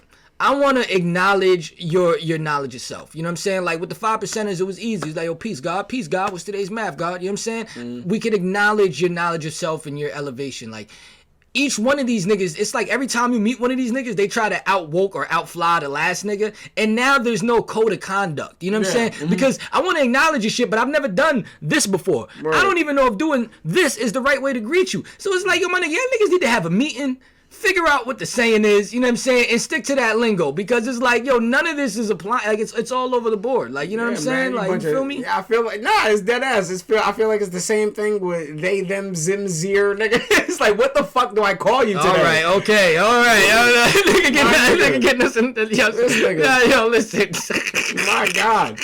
No, nigga. Let them finish being mad at Stacey Dash first, nigga. Nigga about to bring us in. Fuck out of here. Fuck out of here, man, with the pronouns, nigga. That shit is retarded. I don't know if I'm a cis male or not yet. Like, I gotta figure out what's going on. No, this nigga needs assistance. That ass. I don't know what none of that shit mean. Listen, man. Oh, man. I ain't calling my nigga. I'm not referring to myself as cis. I don't know what none of that shit means, son. Fuck out of here. I want to help y'all, but I just don't know. I don't know. Listen. This is. You know what? We could put them in the same category, right? The people that want to change pronouns. It's all the same shit. And the niggas that want to be too woke. It's all the same shit. Choose what y'all want to be called. Have y'all meeting. Let us know. We'll call you it. Cause it's my thing, right? I'm gonna call. I treat everybody like they got a gun on them. I treat everybody like Mike Tyson. Because a lot of people get mad. I'm not calling you they. I'm not doing this. I'm not doing that. But if Mike Tyson walked in right now and you said, yo, oh shit, yo, you see him over there? And he said, I'm they. You gonna call that nigga they, B. So don't try to use it against the niggas that, you know what I'm saying? My thing is just this. Y'all need to have a meeting, figure out what the shit is. Let me know. I'll read the pamphlet and then I'm on board. But niggas can't keep switching it up every week, man. That's where I'm gonna shut up after that. I mean, you know what I mean? However you want to, if you want to expound on that, you can. That's where I stand with it. Listen, if it was Mike Tyson, at least Mike Tyson would be consistent. Like, yeah. Call me that. That's what it would be. Call me that. I that. Like I can do that. I with the list. I can do But then that. if Sugar Ray Leonard walked in and said, well, call me we, it's like, all right, yeah, I gotta have a talk. Yep. Y'all niggas need to fight it out. All right. Exhibition. All right. I'm not asking for a championship bout, but y'all niggas need to discuss this, fight it out, and whoever comes out the bottom. All right, man. Yo, look. Oh! Listen, I'm changing. Get on. You're making it easy for me. Changing the topic, all right? Change the topic. Get on, nigga. So I'm supposed to be leaving town next week, right? I'm supposed to be going to Atlanta for things that I can't name. Not yet. Speaking of that, I gotta go to Atlanta for some shit I can't talk about. And yo, son, my shit done did some. Yo, son, what's up? I'm falling apart worse than Cat Williams on stage. My shit, look, now I done went from casual to the Warriors real fast, my nigga. Facts, like, I know. yo. Can you dig it, my nigga? Yeah. But I'm going to Atlanta next week, right? And like, yo, one of the things I tell niggas, like, y'all niggas that ain't got kids, man, like, enjoy your freedom. You know what I'm saying? Because everybody asks me, like, what's the most unexpected thing about, like, what is something that people don't tell you to expect when you're having a kid? And I always have the same answer. When you're having a kid, expect to be treated like a kid again yourself. Not only through the experiences, not only through the you know, the nostalgia, but you gotta have permission to go everywhere now. You know what I'm saying? It was like when you were younger and it's like, Mom, can I leave the house? And then she'll either say yes, or she'll be like, well, you the youngest, but she'll be like, bring your younger brother with you. Yeah, you know what exactly. I'm saying? Mm-hmm. So it's like either you leaving the house with your mom's permission, which is you having a babysitter, or you gotta bring your little brother with you, which is like bringing your kid. So we having a little issue. Couple of people that I'm going down with, we trying to find babysitters for the kids, man, and it's a struggle. It's hard to fucking coordinate a trip when everybody needs fucking babysitters. It is fucking hard, and then it makes the person that doesn't have kids look like they're just like the most happiest go lucky nigga ever, because they're like, well, I can go whenever, nigga. You know what I'm saying? Exactly. Like, so in this process, you know, I'm like, damn, it's hard enough to find babysitters when I got well-behaved kids. If I had a kid that was an asshole, this process would be that much fucking harder. And I had to start thinking, I'm like, okay, well, is my kid an asshole? Like, am I just biased? Because, like, parents tend to be very biased. Definitely. Like when your kid is acting up, or you around a kid that's acting up, like, nothing is worse than the parent that don't know their kid is an asshole. You know what I'm saying? When you give them the look like, get your kid, and they're just like, oh, that's his thing. You know, we do that at home. You know, he's just a free spirit. He's just a free spirit. You know? It's like when people let their dog jump on you. It's like, yo, son, smack your dog, B. Because now if I smack your dog, you're going to be looking at me crazy. You know what I'm saying? If I smack your kid, you know what I'm saying, for interrupting me, now you going to be mad, my nigga. But you should know. And I almost feel like parents should be able to pick up on the other parent's vibe. Definitely. Like, you know what I'm saying? Like, yo, you let your kid do that at home. That don't got shit to do with me. And I feel like it's even up to them to have that talk. Like, yo, look, I let this rock, but when you get around, you know, you parents will probably have certain things like, look, we let this rock.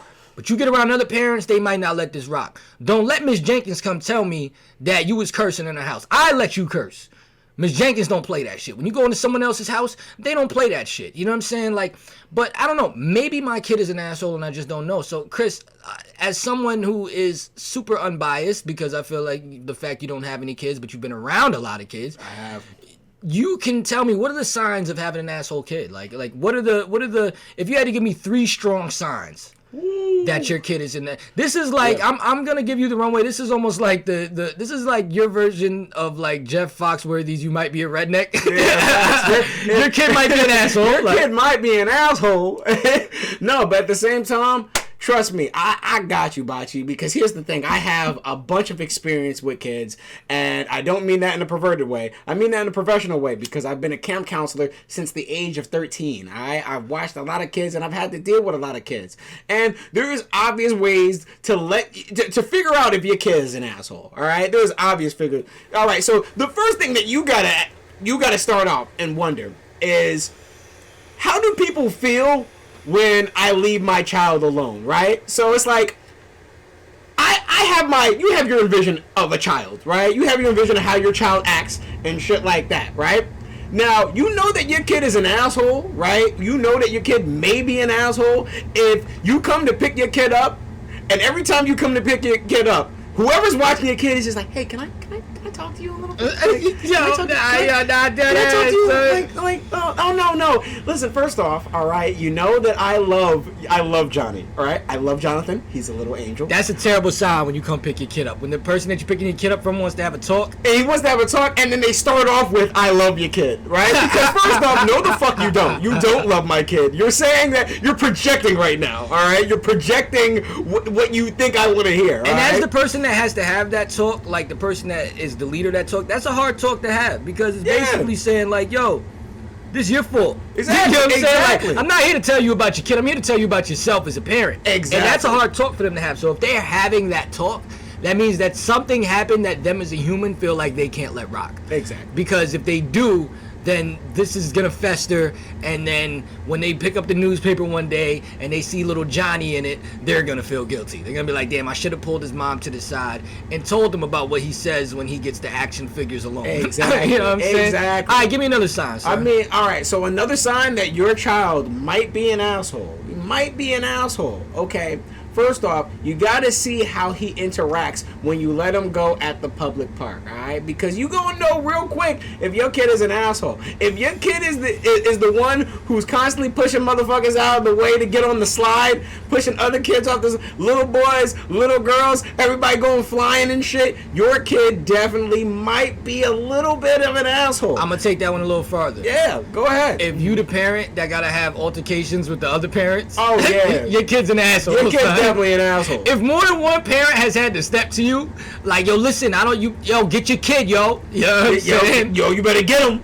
You better get him before I get him. That's why all my mom's kids, including myself, are assholes, because my mom would take that as a challenge. She'd be like, she used to look for that. You know what I'm saying? Yeah, she couldn't wait for that. She's like, oh, now I get to throw hands, but still be a mother. Like, oh, yes, this is great. You know what I'm saying? So that's why we still assholes. I remember many times when my mom got into an argument with another parent, and I'm sitting there as a kid like, yo, the other parent right.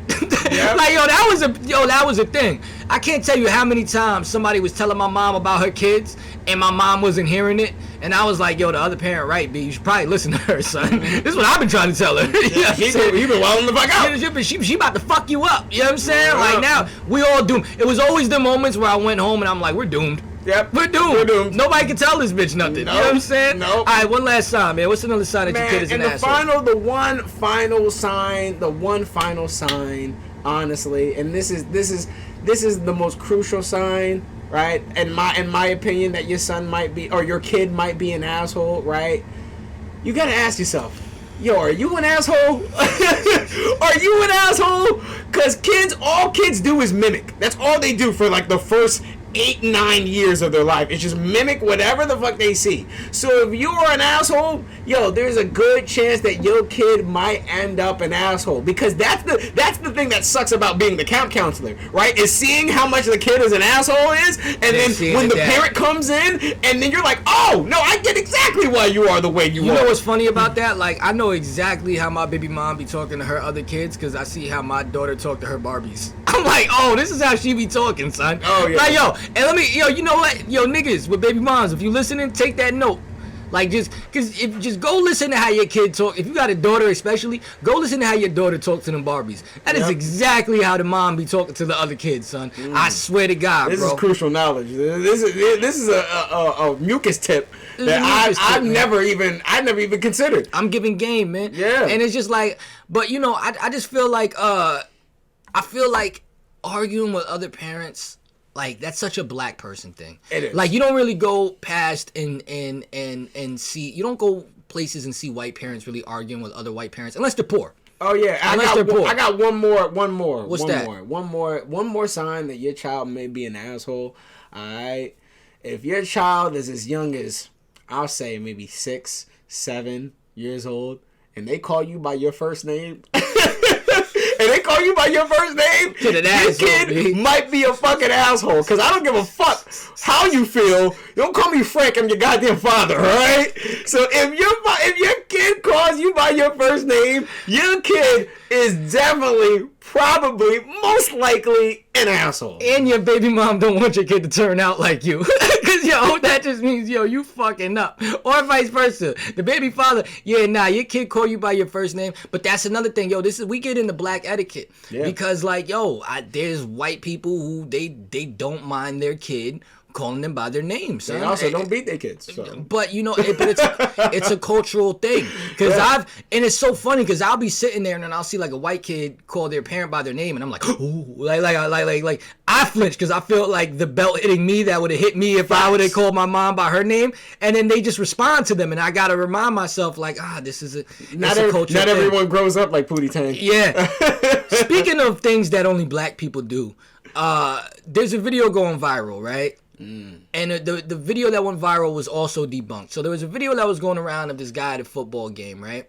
And he was doing what appeared to be rolling a blunt in the middle of the football game. I'm not gonna lie, that's bold, Cotton. That's a bold move. But here's the thing: this is why it's such a funny black topic to me, because when it got debunked, it turns out that he was doing the blackest thing anyone could ever do. This is even blacker than what normal black people do. He was heating up a rib with a lighter. Oh wow.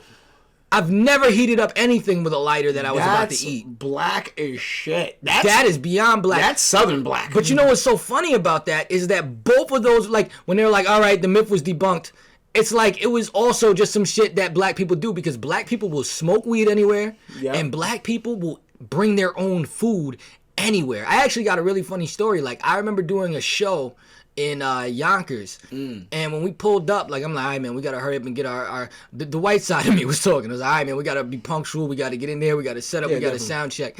My hype man was just looking at the fucking West Indian spot across the street, like, them niggas probably got oxtails. So my man's right, he don't listen to none of the protocol that's going on. This nigga, now mind you, it was a ghetto spot, so you could do whatever you want. But as an independent artist, you know, you try to treat yourself as, you know, sophisticated as you get, especially when you're on that level. Like, when you're on a high level and you act ghetto, it's cool. And when you're on a low level and you act high level, it's cool. This nigga went across the street and got the most stinkiest of West Indian food and sat in the middle of the concert eating the food, and the whole fucking concert smelled like jerk chicken. Like, it smelled like, it smelled like curry shrimp, my nigga. Like, it was the most just hard to breathe show. Like, as we're, like, I couldn't help but taste it as I was rapping. I'm like, yo, bro, this is bad, my nigga. But, like, black people will bring their own food everywhere. Black people will smoke everywhere. Like, you know, am I bugging? You're not wrong. Listen, I can't tell you. I've probably brought food to every motherfucking movie I've watched in the last, I'll say at least 5-6 years. Because one, them prices is too damn high. Them prices are too damn high, especially for popcorn. You're not gonna charge me $12 for a small motherfucking popcorn. I would rather go and smuggle McDonald's in a bag alright, into this bitch. Alright? So yeah, I definitely get it. It's definitely a black thing. It's definitely, you know what it reminds me of? It reminds me of the episode of the Boondocks where Grandpa snuck them into the movie theater to say that was it Soul Plane 2? Yeah, Soul Plane 2. Soul Plane 2. Yeah, man. And in that movie, even though he snuck into that movie, see, here's my thing. I'm not that petty, right? I'm not gonna sneak into a movie and sneak food into a motherfucking movie. I'll at least pay to see the movie. He snuck into the movie and snuck food into the movie. And I've even known certain black people to actually bring in like actual food. Like, I'll get fries, always bring actual nuggets, food. right? No, I've seen niggas bring in Tupperwares. I've seen niggas eating like, rice and beans. I think I've seen niggas eat like peach cobbler in a movie theater. Like, I've seen motherfuckers eat a lot of different shit. If a black person eating in that movie theater, the tinfoil is coming out, B. That tinfoil coming out. And I never do that shit now. Yeah. I never do that because that's one of them things I used to hate as a motherfucking kid. Because it's like when we were on our way to the movies, you know what I'm saying? And then I used to see my mom's car pull up to the little deli. I used to get so fucking pissed off because you about to go get the 4 for $1 popcorns and tell me it's the same shit. It's not the same shit, motherfucker. You know what I'm saying? I'd rather sneak into the movie and get real popcorn. Facts. I'd never sneak food into the movies anymore because I fucking hate that shit. That's just one of them things that, like, a lot of my spending habits come from, like, I not only buy food at the movies now, I show up on time. That was another thing black people do. Black people don't never show up to the movie on time. You don't never even know what's happening in that first 15 minutes. You never get the previews, ever. Oh my God. You never get the opening scene. You don't get shit. You got to piece together. This is why black people are good at piecing together shit. Because every movie we ever went to go see, we had to piece together what was going on. You know what I'm saying? Like, we ain't never got there all motherfucking time. You know what I'm saying? Black people will bring food to a funeral if you let them. You know what I'm saying? Black people, black people just have fucked up etiquette. You ever seen black people bring food to a funeral? Man, I haven't seen black people bring food to a funeral yet. But I've seen enough niggas fighting at a funeral to know that niggas do not practice no etiquette ever if they can.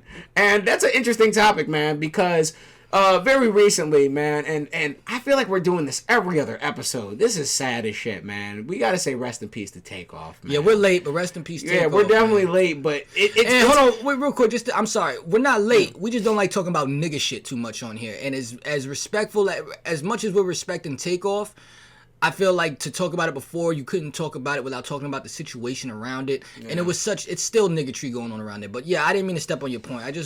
We didn't forget rest in peace Takeoff. We just didn't want to talk about what was going on around it. Oh yeah, because at the end of the day, nothing is more niggatry than a dice game. That's why I stay away from them. Mm-hmm. But yeah, going back into the example that we were talking about, the topic that we were talking about, very recently, Takeoff passed away, unfortunately, and his... not his ex, right? The ex of his uncle, right? Because that's Quavo. Quavo, yeah. Yeah, because Quavo and Sweetie dated. The ex of his uncle, right, came there, and she went out of her way to make it look like she was on the motherfucking on the cover of Vogue. Right? What was she wearing? Man, she was wearing these thigh high boots that still expose leg skin, so it's not no leggings or anything like that.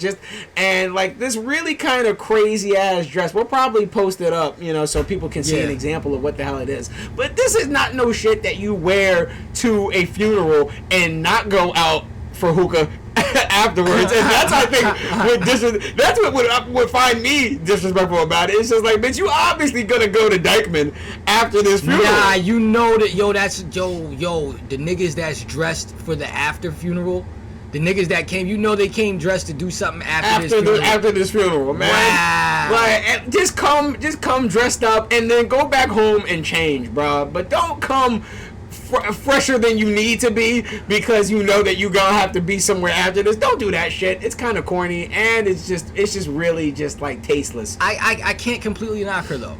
I'll tell you why. Why? Ain't no place to get your ex back like a funeral. Oh wow. Ain't no place to get your ex back like a funeral. Because here's the thing, right? For all I know, you think the grief makes niggas horny? I've seen it. Nobody's gonna convince me otherwise. My God. Because here's the thing, right? Like, for all I know, Takeoff and Saweetie could have been really close. Even if they weren't really close, you know, just if you're just a figure in hip hop, you know, you're probably gonna want to come pay your respects to Takeoff. But I gotta say, it's like, are you really there for Takeoff, or are you there because you know your ex gonna be there? Like, and that's I really, can't help but bring that topic. And that's really what it comes down to. And respect to Sweetie because I don't know you personally, but Because- she's been bugging lately. Like every time I look up, she in some shit. But my fault. But no, because it's like, knock on wood, if something would ever happen to Frank, none of you bitches better come to Frank's funeral. Like, don't come to Frank's trying to find me. Like, I was oh, only nice to you because he was fucking you. Thank you, right? Now he don't give a fuck about you, alright? And I don't at this point. So it's like, why are you showing up? Especially if he wasn't sharing the nudes. Exactly. If he was sharing the nudes, come through. You know what I'm saying? Like, you know what I mean? Like, facts. But what if Takeoff was always talking to his people? Was like, yo, make sure there's some flavor at my funeral. I want strippers at my funeral. Really? I want strippers at my funeral, son. Because this is my last party, my nigga. Like, this shit not for my grandma, my nigga. You feel me? Like if I, you know what I'm saying? Like, I'm sorry I died before you, grandma. But listen, you should have known how I was giving it up while I was alive. I want some flavor here. You know what I'm saying? Man. I think this is what I'll say. This is what I gotta ask, because I didn't see it. You saw it. Yes. Before I say if what Saweetie did was wrong or right, was it? There's a difference between being fashionable. Being fashionable is one thing. Coming to a funeral fashionable, especially when you know a lot of people are going to take pictures, is one thing. Was she dressed in a way that her grandmother would have approved of her going to church in?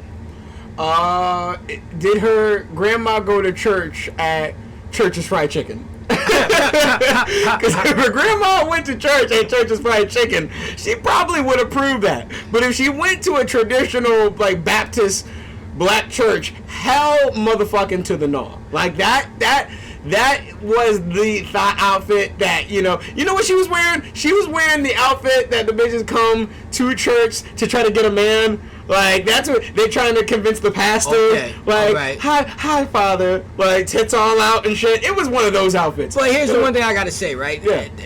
Because I don't know, you're making me aware of the backlash, Yes. right? And you could probably tell me if this seemed like it was local backlash, if it was backlash at the funeral, or if it was global backlash. Yeah. Because I'm trying to be the devil's avocado and possibly shoot Saweetie some bail, because I might want to feature in the future. All right.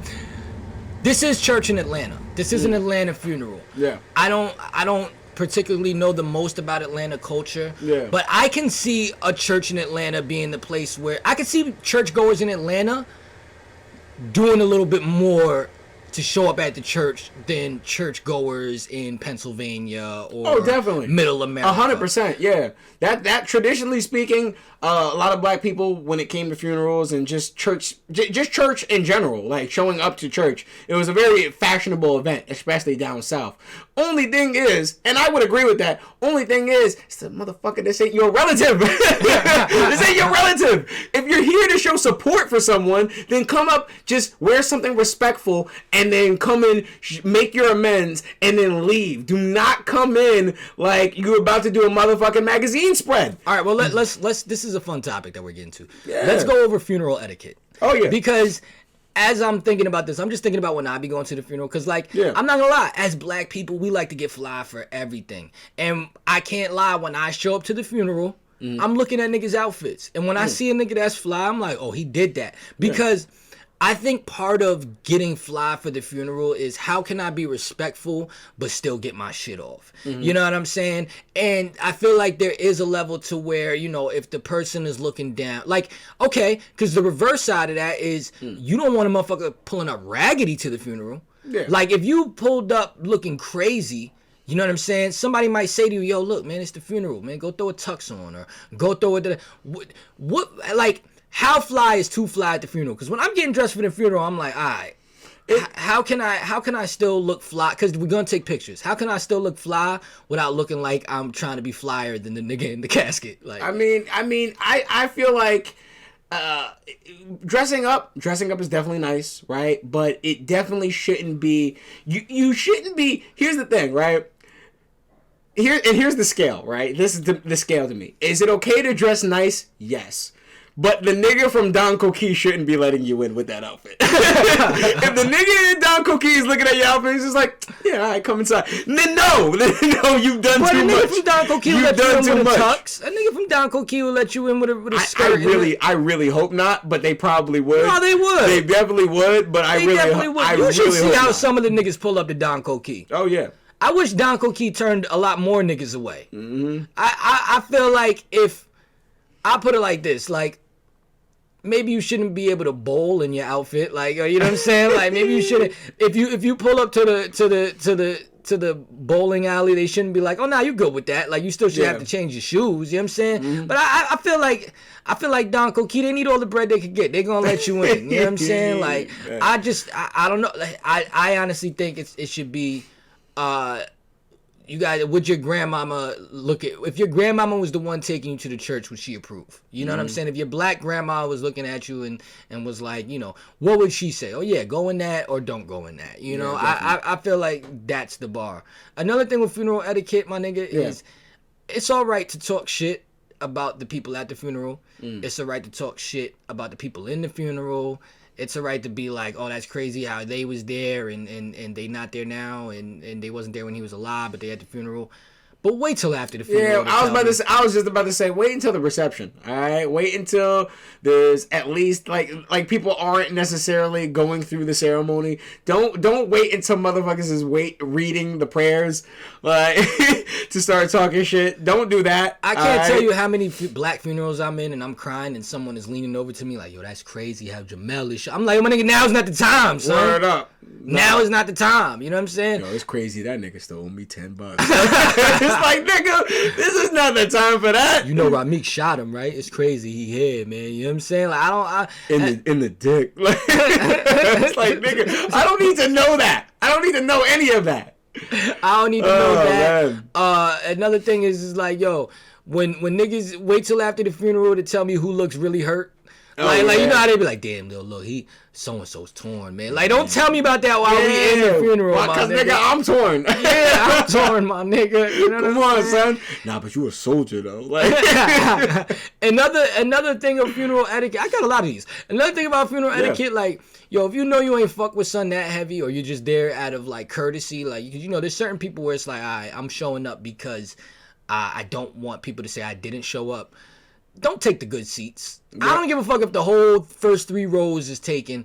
You know what I'm saying? Don't take the good seats. That is reserved for the family only, nigga. All right, the closest friends and family. Like, don't be that nigga. Another thing too is like, yo, if you that same nigga that ain't really fuck with him that heavy, like, don't make the line to get to look in the casket longer.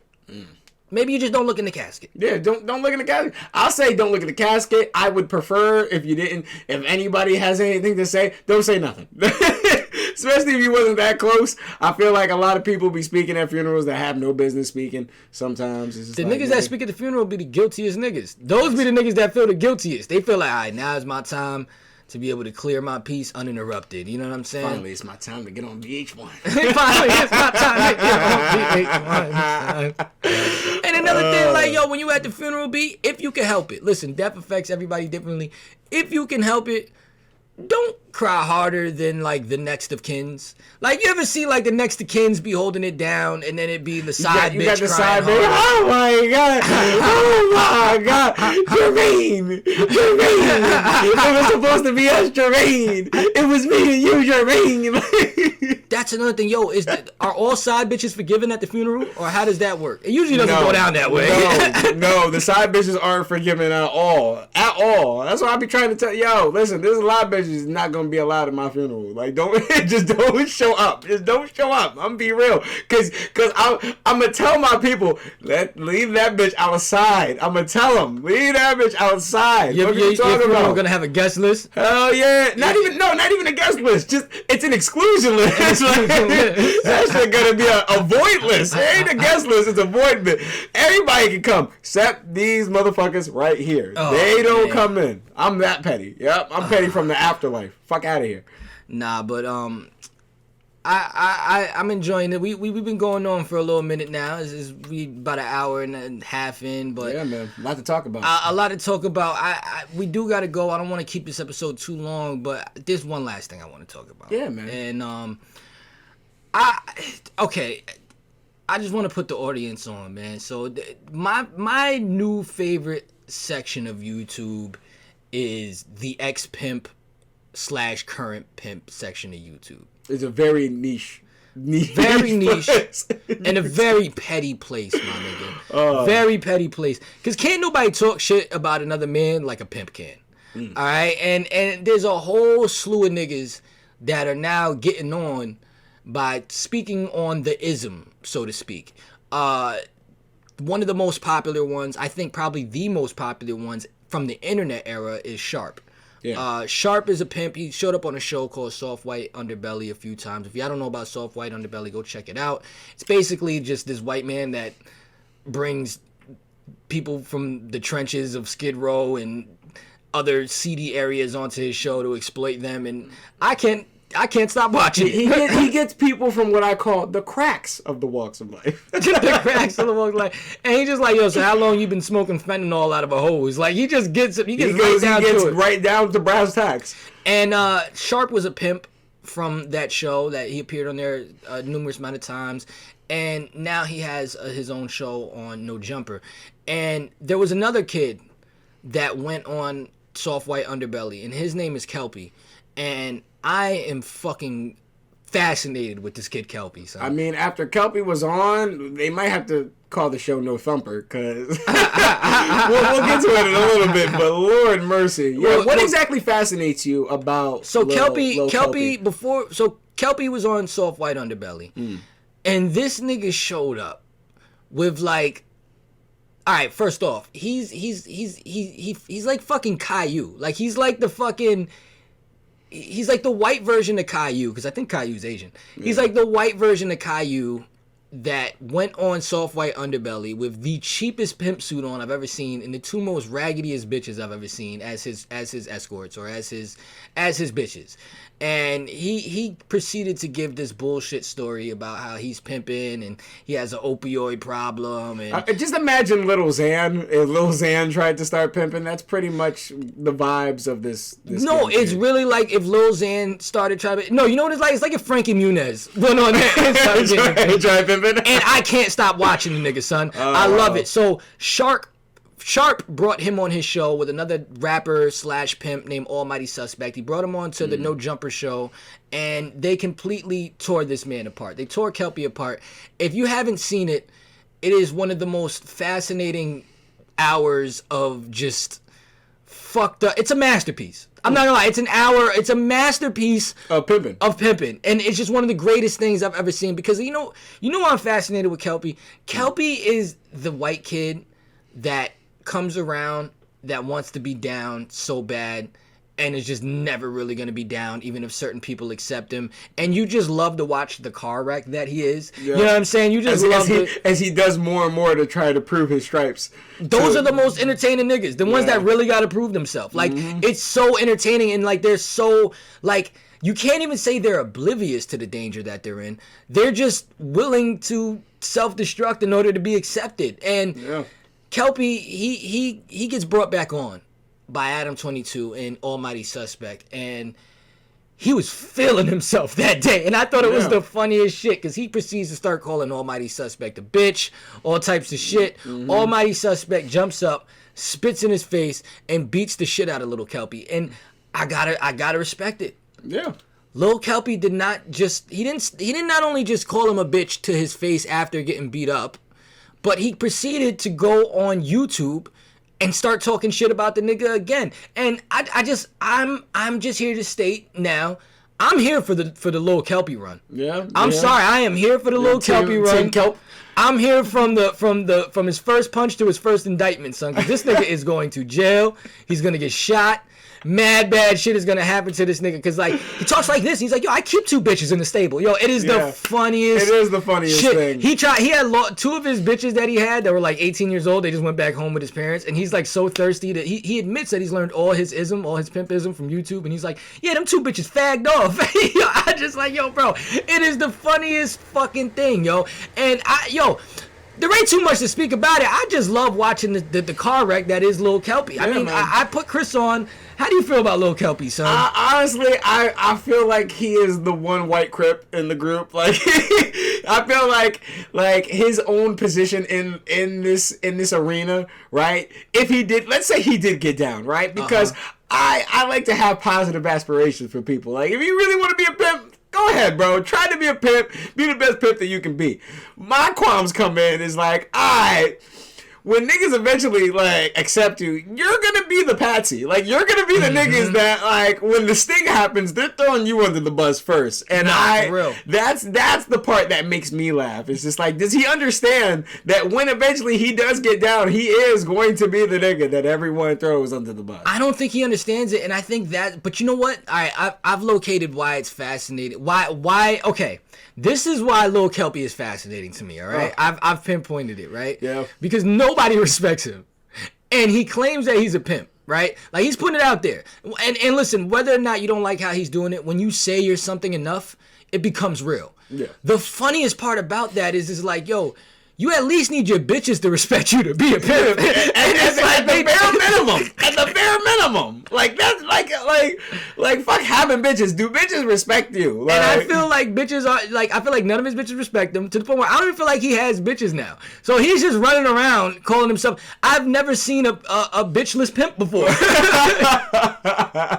Nah. I've never seen a bitchless that. pimp before, son. Like, them bitches is gonna run all over him. And yo, what do you think the fascination is now with everybody wanting to get into pimping? Like, I'm seeing it a lot more, I think, because I think it has a direct correlation to do with the OnlyFans thing. But like, yo, let me tell y'all something, man. Like, pimping is one of the most dangerous underworld professions you can get into, son. If not the most dangerous, I'm gonna be honest with you. Like, it might be the most dangerous. I'd argue that it is. Damn, my shit fucking up. This man is crazy. But I would argue that pimping... Speaking of my pimping fucking up right now. Exactly. But as I was saying, yeah, pimping is easily one of the most dangerous because there's so many variables involved, all right? So first off, you have the women, obviously, that you are responsible for, and then you got to protect. Then you have the customers, the tricks, the Johns, right, that you also have to watch out for, not only in terms of them trying to hurt your girls, right, your working girls, but also them having diseases as well. And then on top of that, it's the impending drug addiction that a lot of the girls are going to develop because they have to deal with the trauma of selling their body. So you are kind of an orchestrator of a bunch of shit that really should not be mixed all together, and you're really trying to make that work, man. Yeah, you gotta have a strong 10 toes down mentality in that. The pimping mentality is a different type of mentality, and it makes so much sense why most men and women cannot really get into the lifestyle. You really have to be a different type of individual. And Kelpie, my nigga, like, it's gonna be extra hard for you to be a pimp when if you got more than one bitch, they can beat you up. His bitches look like they will beat him up and take the money. Facts. They look like they pimping Kelpie. Like, give us your credit card, nigga. Yeah. Like, you know what I'm saying? They look like, bro, I'm gonna keep it 100. I never met a pimp with braces before. I've never met a pimp with braces before, my nigga. I've never met a pimp who had teeth problems that like tried to like solve them responsibly. He'll put gold in his mouth before he tries to get braces. I never plug other podcasts on this show, but this is why you gotta go watch the Sharp Tank episode with Kelpie on it, because he said good insurance ass nigga. Good ass insurance ass nigga. Yeah, man. He was just lying a lot about a whole bunch of stuff and was just keep getting caught up. And in the soft white underbelly episode, he claims that he got raided, but then on Sharp he claims that he's homeless. So it's like, if you're homeless, how did you get raided? Like, how is that possible? I didn't know that homeless people could get raided. Where are they raided? Nigga, your box? Kick your box over. Just kicking up your tent. Like, nigga, just say you got pulled over. That's not rated, my nigga. You just got pulled over in the car you live in, son. Kelpie, we told you to move. Get this fucking IKEA box out of here. Nah, son, but like another thing, like, yo, bro, the thing that's crazy about, like, yo, if you signing up for pimping, like, yo, my nigga, if you get caught, you are getting human trafficking charges. You're not getting what is it, solicitation. You're getting human trafficking charges. Like, you are going to be in the worst jail possible, my nigga. And like, so outside of Kelpie, I don't even understand the realm of like stating that you're a pimp is like on public acts on YouTube is like way more dangerous than claiming to be a drug dealer or a gangbanger. Definitely. Because like when you're a drug dealer or a gangbanger, like unless your gang is that serious that like they're just gonna take everybody, like you have to commit a felony or a series of felonies to get yourself in big trouble. If you make it, you have to make a series of sales or a really big sale to get indicted as a drug dealer.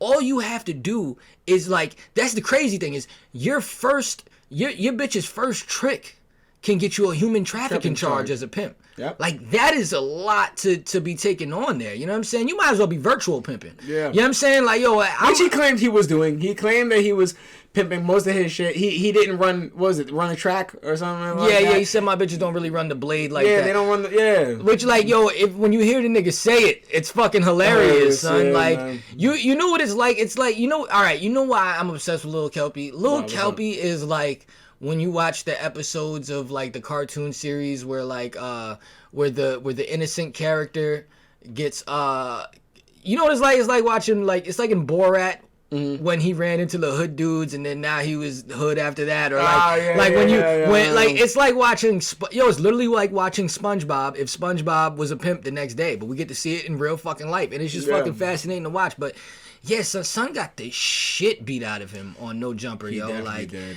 I feel bad.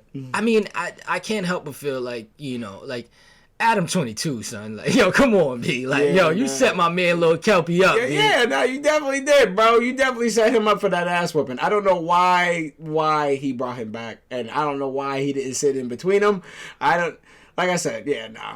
And he did this in Birkenstocks. And on top of that, like you can defend a nigga in Birkenstocks. Like, yo, son, what's up with that? Like, you know what I mean? Bro. Like, yo, the interview lasted 9 minutes. That shit was like, you know what that was? That was Adam 22's Birdman interview. Oh yeah. That was his version of the Birdman interview, son. Yeah, definitely. But yeah, yo, final opinions, yeah, man. Final thoughts. Final thoughts is I love the pimp section of YouTube, my nigga. This shit is fascinating, son. I fucking love it. And then it's funny because, like, when you start watching Soft White Underbelly, like you know, like, usually they'll be like John, drug addict, like Larry, thief. You know, they done had so many pimps on that now they gotta start changing the name of, like, they gotta put, like, they're getting the subgenre of pimp. Like, I seen one the other day, it was like Mo, gorilla pimp. Like, yo, this shit real. Yo, that's my final thought. After our show, if you got some time, just go dwell in the pimp section of YouTube and just watch what the fuck is going on in the church, as they call it, my nigga. So, my God. Yeah, man. Final thoughts. If your kid grows up, right, and has a great sheltered life and wants to be a pimp and a SoundCloud rapper, your child might be an asshole.